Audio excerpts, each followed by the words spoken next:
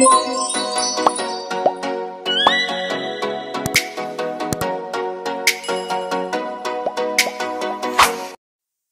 ka-blessful! Have a good day!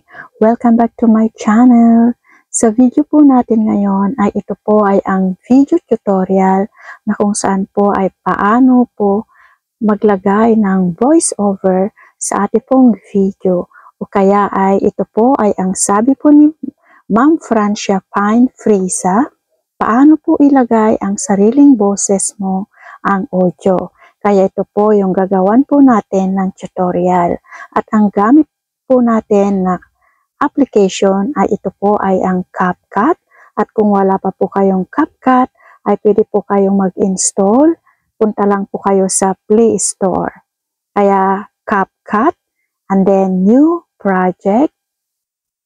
Ngayon po ay kukunin po natin dito ang video na kung saan po ay lalagyan po natin ng voice over.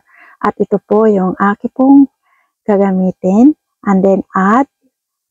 At kung ang video po ninyo ay maingay, pwede po natin itong alisin po yung sound. Ito po yung volume. I-click po natin yung volume at ilagay po natin sa 0% at wala na po tayong maririnig. Ngayon naman po ay lalagyan na po natin ng voice over. Back lang po natin. Then, audio. And then, ito po yung ating i-click, yung record. At itap na po natin itong mic. Pag na-itap na po natin ang mic, ay pwede na po tayong magsalita.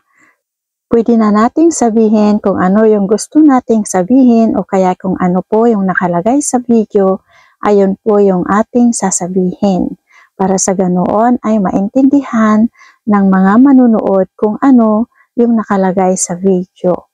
Ayan, kapag okay na po sa'yo, yung voice over mo o kaya mga sinabi mo, ay pwede mo na po itong i-stop. Itap lang po natin ulit itong mic.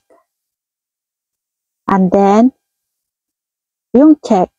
Click lang po natin itong voice over natin at volume.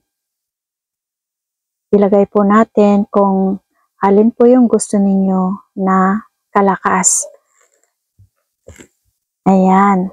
So pag okay na po ito, ay pwede na po natin i-export. I-click lang po natin yung arrow po na nasa taas. At ito na po ay exporting.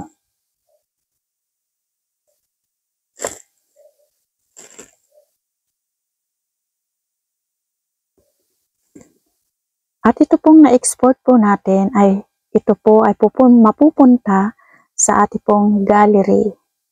Kaya punta po tayo sa gallery. At ito na po yung ating linagyan ng voice over. Ayan.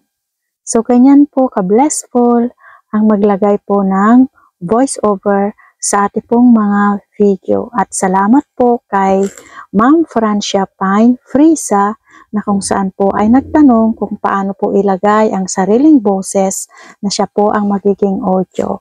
Thank you for watching. God bless us all at mag-iingat po palagi. Jesus loves you.